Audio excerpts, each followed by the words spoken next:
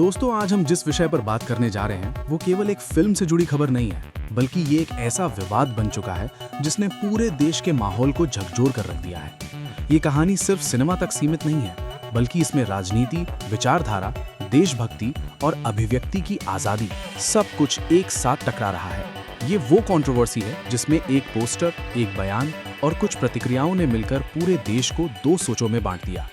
जब भी इतिहास, सेना और राष्ट्र से जुड़े विषयों पर फिल्म बनती है तो भावनाएं अपने आप तेज हो जाती हैं, लेकिन इस बार मामला उससे कहीं ज्यादा आगे निकल गया है। सलमान खान की बहुप्रतीक्षित फिल्म बैटल ऑफ गलवान का पहला पोस्टर जैसे ही सामने आया, सोशल मीडिया पर मानो विस्फोट हो गया।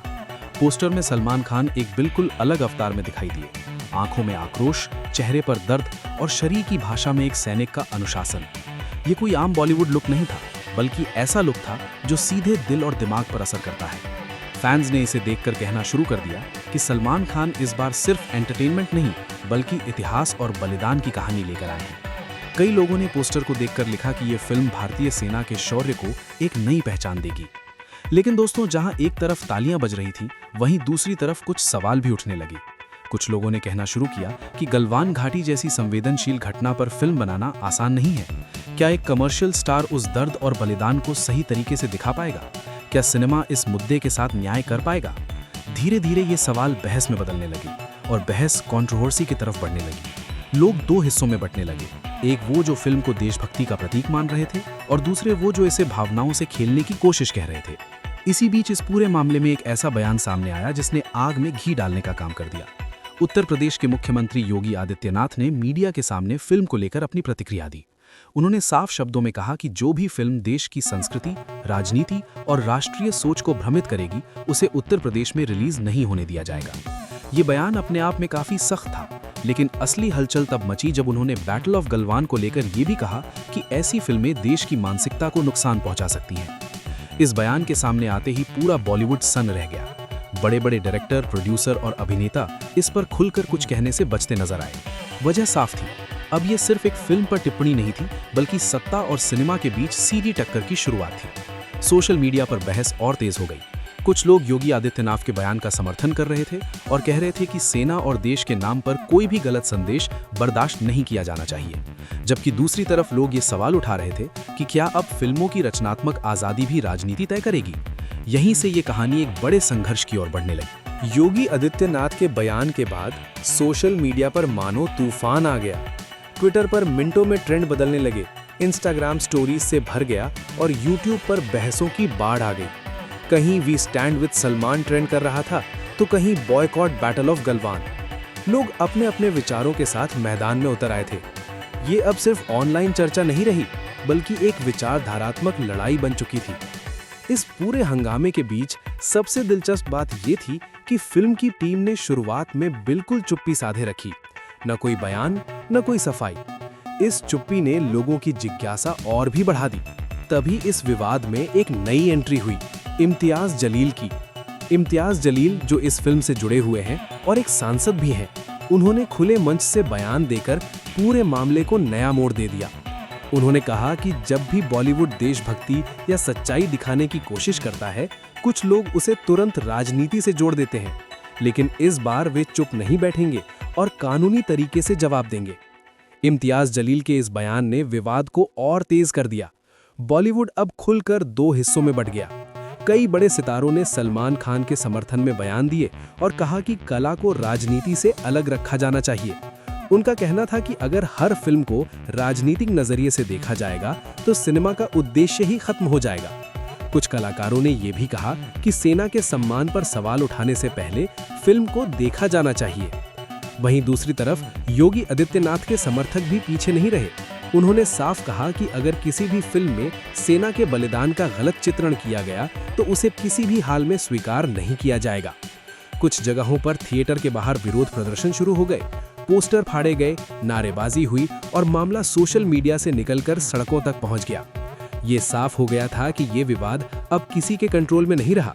इसी दौरान रिपोर्ट सामने आने लगी कि फिल्म के कुछ सीनों को लेकर आपत्ति जताई गई है। खासकर गलवान घाटी की झड़प को जिस एंगल से दिखाया गया है, उस पर सवाल उठाए जा रहे हैं। योगी आदित्यनाथ ने भी साफ किया कि उनकी आपत्ति इसी बात को लेकर है। क्योंकि ऐसे दृश्य देशभक्ति की भावना को ठेस पहुंचा सकते हैं। बहस और ज्यादा तीखी हो गई और हर न्यूज चैनल पर विवाद लगातार बढ़ता देख आखिरकार सलमान खान की टीम को सामने आकर अपनी बात रखनी पड़ी। लंबे समय तक चुप्पी बनाए रखने के बाद उन्होंने साफ शब्दों में कहा कि फिल्म बैटल ऑफ गैलवान का उद्देश्य किसी भी हालत में भारतीय सेना, देश या राष्ट्रीय भावनाओं का अपमान करना नहीं है। टीम का कहना था कि यह फिल्म न तो किसी राजनीतिक एजेंडे से प्रेरित है और न ही किसी खास विचारधारा को बढ़ावा देने की कोशिश करती है। उनके अनुसार ये एक युद्ध फिल्म से कहीं अधिक है, क्योंकि इसका केंद्र बिंदु हथियार, दुश्मन या रणनीति नहीं, बल्कि वो सैनिक है जो सीमा पर खड़ा होकर हर पल मौत का सामना करता है। ये उन जवानों की कहानी है जिनका बलिदान अक्सर आंकड़ों या खबरों तक सीमित रह जाता है, लेकिन जिनके पीछे दर्द, डर, परिवार और भावनाएं छुपी होती हैं। फिल्म के निर्देशक ने भी इस बात को दोहराते हुए कहा कि बैटल ऑफ गैलवान का फोकस किसी भी तरह की राजनीतिक बयानबाजी नहीं है।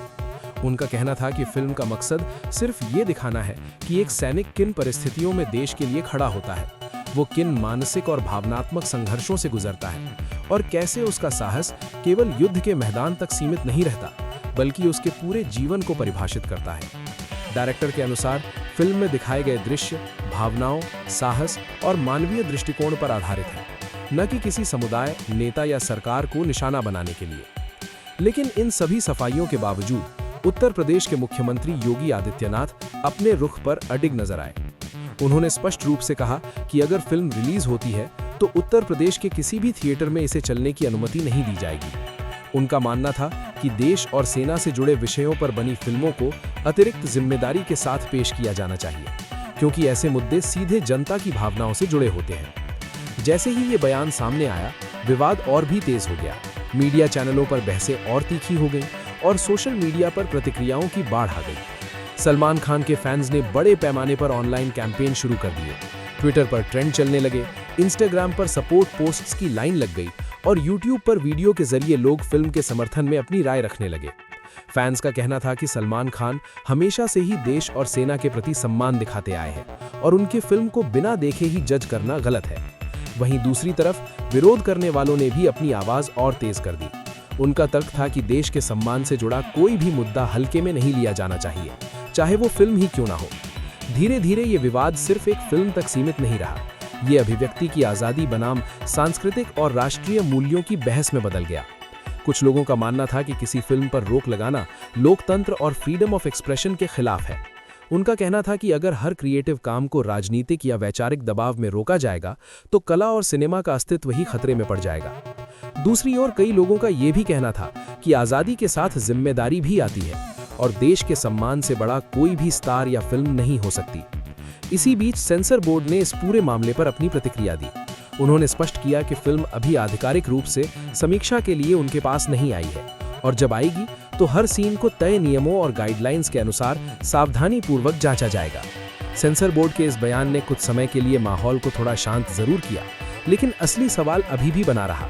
क्या फैसला कानून और नियमों के आधार पर होगा या फिर राजनीतिक दबाव इसमें बड़ी भूमिका निभाएगा? ये पूरा विवाद अंत में एक बहुत बड़ा सवाल छोड़ जाता है। क्या भारत में सिनेमा को अपनी बात कहने की पूरी आज़ादी है या फिर ये तय करना राजनीति का काम बन गया है कि देशभक्ति क्या है और क्या नहीं? क्या जनता इतनी समझदार नहीं है कि वो खुद तय कर सके कि उसे क्या देखना है और क्या नहीं? ये लड़ाई अब सिर्फ एक फिल्म की नहीं रही, बल्कि ये विचारों, सत्ता और अभिव्यक्ति की आज़ादी के बीच टकराव का प्रतीक बन चुकी है। पूरा देश अब इस फैसले का इंतजार कर रहा है कि आखिरकार इस जंग में जीत किसकी होगी, सिनेमा की या